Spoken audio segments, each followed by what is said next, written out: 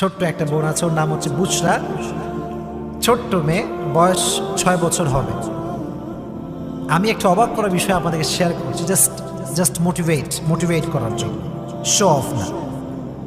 ছোট্ট একটা বাচ্চা, আমি বড়দেরকে দেখেছি রোজা রাখে না, ওই ছোট্ট বাচ্চা এই এই এই রমাজানে অনেকগুলো রোজা অলরেডি আদায় করে ফেলেছে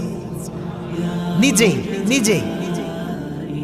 আমরা তো ওই যে সাহারি খাওয়ার জন্য উঠি, তো বাচ্চা মানুষ ভাবে যে কিরে সবাই উঠে যায় কোথায়, তো ঘুম থেকে উঠে আসছে, দেখছে আমরা সবাই বসে বসে সাহারি করছে, তো ওইও বলছে আমিও খাবো, ঘুমের তালেই বলছে আমিও খাবো।